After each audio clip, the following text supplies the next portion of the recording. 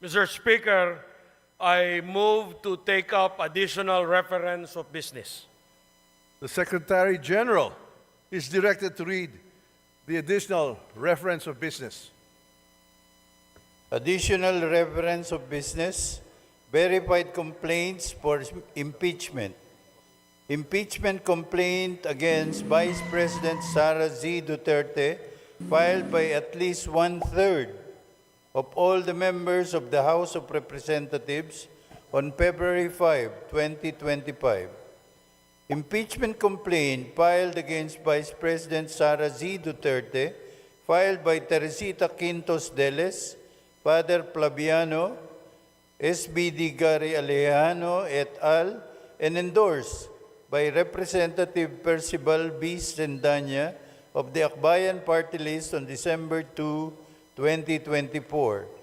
Impeachment complaint filed against Vice President Sara Duterte, filed by Teodoro Casino, Lisa Masa, Nery Colomares et al., and endorsed by Representatives Franz de Castro of the ACT Teacher Party List, Representative Arlene D. Brosas of the Gabriela Party List, and Representative Raul Daniel A. Manuel of the Kabataan Party List on December 4, 2024. Impeachment complaint filed against Vice President Sara Duterte, filed by Reverend Father Antonio Labiao Jr., Reverend Father Rico P. Ponce, Reverend Father Dionisio B. Ramos et al., and endorsed by Representative Gabriel H. Bordado Jr. of the 3rd District of Camarines Sur, and Representative Lex Anthony Chris A. Colada of the AMBIS OWA Party List on December 19, 2024. Majority Leader. Mr. Speaker, today, as provided for in our additional reference of business, a verified impeachment complaint against Vice President Sara Zimmerman Duterte has been filed by at least one-third of all the members of the House of Representatives on February 5, 2025.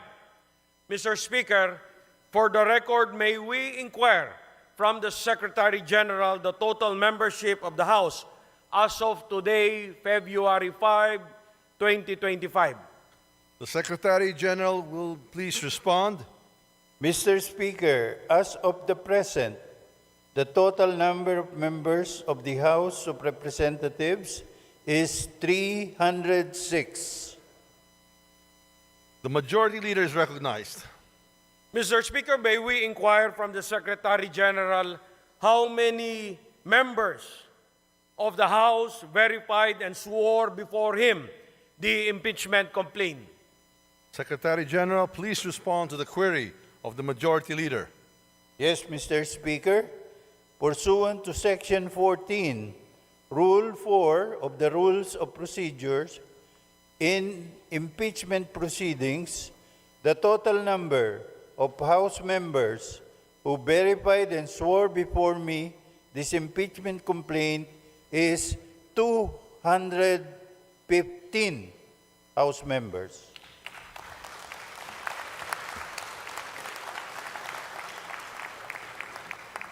The Majority Leader is recognized. Mr. Speaker, may we know what is one-third of the total number of the members of the House? The Secretary General will please respond. Mr. Speaker, one-third of the total number of members of the House is 102. The Secretary General has responded to the query of the Majority Leader. The Majority Leader is recognized. Mr. Speaker, for the record, in consonance with the Constitution on Article 11 on accountability of public officers, particularly Section 3, Paragraph 4, and pursuant to Section 14, Rule 4 of the Rules of Procedure, in impeachment proceedings, which provides as follows. Section 14, endorsement of the complaint resolution to the Senate.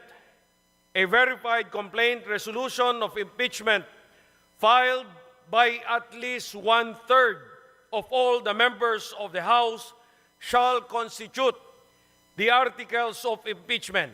And in this case, the verified complaint resolution shall be endorsed to the Senate in the same manner as an approved bill of the House.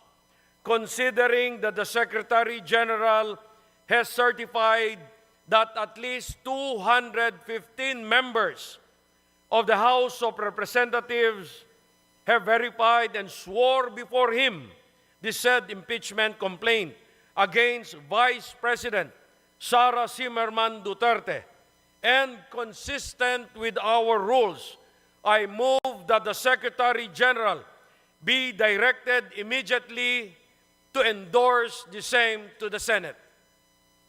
There is a motion to direct the Secretary General to immediately endorse to the Senate the impeachment complaint, having been filed by more than one-third of the membership of the House, or a total of 215 members. Is there any objection? The chair hears none. The motion is approved. The Secretary General is so directed.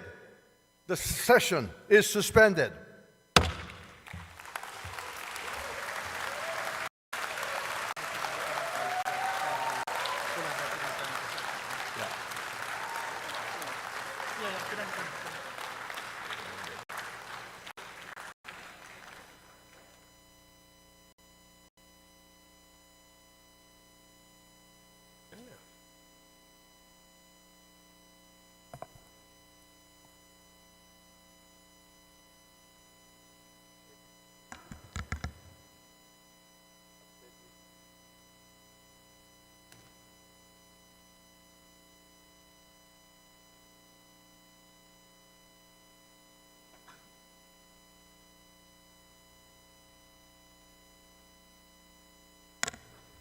The session is resumed. The majority leader is recognized. Mr. Speaker, in accordance with Section 16, Rule 6 of the Rules of Procedure in impeachment proceedings, I move to elect the following members of the House of Representatives as prosecutors in the trial on the impeachment complaint filed against Vice President Sara Duterte. Representative Jervil Jinky Beatrix Luistro. Representative Romeo M. Acop. Representative Ramon Rodrigo Gutierrez. Representative Joel R. Chua. Representative Raul Angelo Gil Bongalon. Representative Loreto B. Acharon. Representative Marcelino C. Libanan. Representative Arnan C. Panaligan. Representative Isabel Maria Zamora. Representative Lawrence R. Defensor. And Representative Jonathan Keith T. Flores. I so move, Mr. Speaker. There is a motion to elect the aforementioned members as prosecutors in the trial of the impeachment complaint against Vice President Sara Duterte. Is there any objection? The chair hears none. The motion is approved.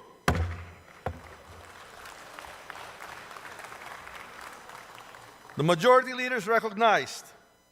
Mr. Speaker, in the additional reference of business earlier read by the Secretary General, there are 3 other impeachment complaints filed against Vice President Sara C. Duterte. These are the impeachment complaint filed by Teresita Quintos Deles, Father Flaviano Villanueva, Gary Alejano et al. And endorsed by Representative Percival Sedanya of Akbayan Party List on December 2, 2024.